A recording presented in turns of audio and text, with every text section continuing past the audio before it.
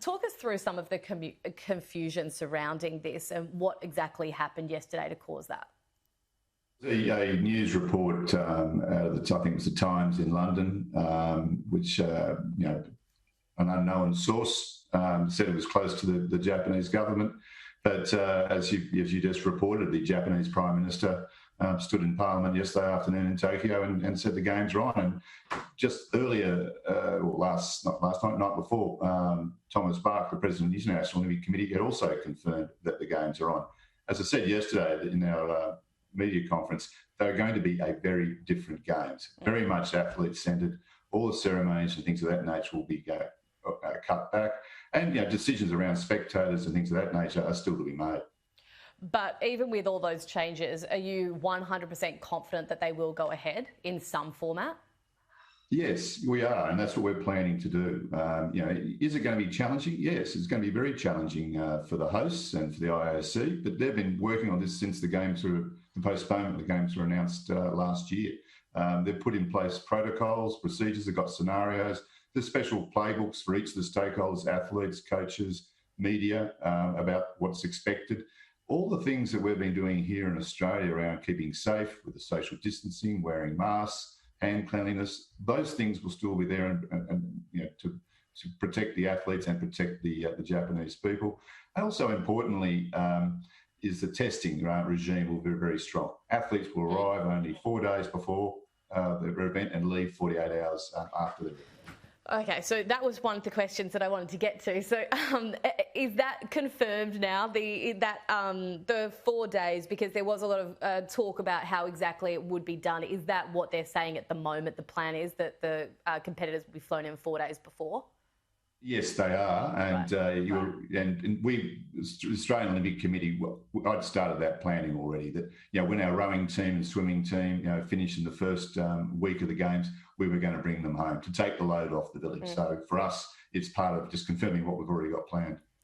So, I mean, obviously it's not going to be ideal. It's not the perfect circumstances, but they will hopefully go ahead, as you say.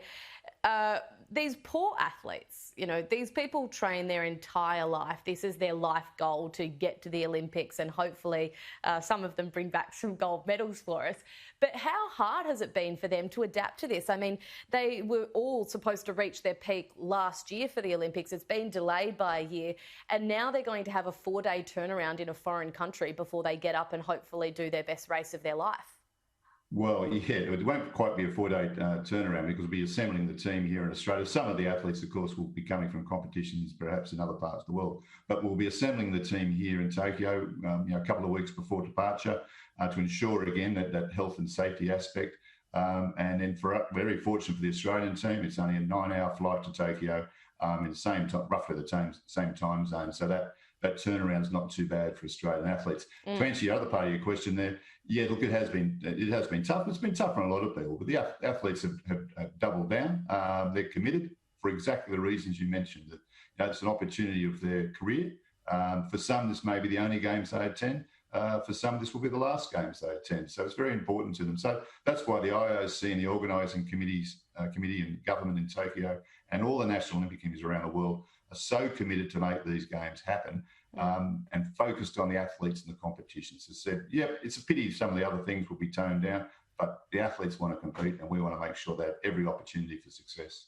Matt, watching what's happening with the Australian Open at the moment in Melbourne, there will be hiccups. If the Olympics goes ahead in Japan, it's very likely we will see some sort of hiccups. Do you think perhaps the media, perhaps the public, everyone needs to be slightly more forgiving with these sorts of events that we are trying to host? Well, I think, yes, I'd love to be a bit more forgiving. It's a challenge. And, Craig Tiley and his team down in Melbourne have been doing a fantastic job. The fact they've got the Open up and running, it's very difficult. I mean, certainly we've hosted, we've had the AFL competition, the NRL competition, but they were all, domestic competitions. Bringing in athletes and people from overseas is a greater challenge. But, that's what we do as sporting administrators. And we've got to, take on that challenge and achieve it. So, yes, I hope the public understand, and I think they will. Because what they want to see is, the Australian Olympic athletes competing in Tokyo. I think one of the interesting things watching the fallout happening in Melbourne is that there's a lot of people saying, they're seeing sport as something that's quite frivolous, or that it's a luxury at the moment. But there is really an importance to having sport during a pandemic, or something that we can watch, and something that does kind of buoy the nation a little bit and provide some sort of satisfaction. Do you agree with that? Do you think that, how important is it that these things go ahead? Well, I think it is, because in the lockdown last year, the Australian Olympic athletes were, going online, not only just to, the social media, but to our schools and so forth, and giving the kids encouragement and inspiration. And that's what people want. It's not just about entertainment. I mean, it is great entertainment, of course, too, but it is that inspiration piece, and it's that doubling down in a time of crisis and getting through it. This is not the first crisis the world's had, and it won't be the last. And I think that inspirational piece of the athletes and many other Australians in other walks of life is very important for the country. And I think what the Olympics will do, it'll be toned down a bit and won't have all of the ceremonies and the bells and whistles. But what it will do, though, is unite the world, actually reconnect the world after the pandemic. I had the luxury of being in Japan in February last year. I must have been one of the last international trips was allowed to go.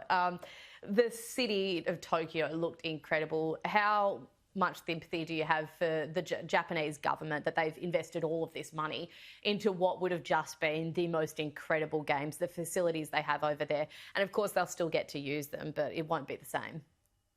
No, it won't, and it won't have the same. The Japanese people love their sport and love to celebrate their sport with the world, and of course, the things we have to be pared back. But they also are committed for their, not just for the rest of the world's athletes, but for their own, for the Japanese athletes as well. They want to see them perform. And how many people will be able to go to the various events and go to the various venues? Those decisions will be made by the IOC and the Japanese government at a later date. It may not be very many international visitors for good reasons to keep the Japanese people safe. So they'll work those through in the coming months. Just finally, Matt, before I let you go, will our Australian athletes have to quarantine on their way back into the country as well? It's a very good question. At the moment, the answer is yes. We don't have to quarantine going into Tokyo through the testing regime. I actually asked that question to the Minister for Health the other day, and he confirmed that the rules are the rules at the moment. They may change with the rollout of the vaccine, but at the moment, that's what we're planning to do. Matt, thanks so much for chatting with me this morning, and good luck over the next few months. Hopefully, it goes as smoothly as possible. Thank you very much, and we'll endeavour to make sure the athletes enjoy themselves and achieve a great outcome. Yeah, looking forward to watching some good sport.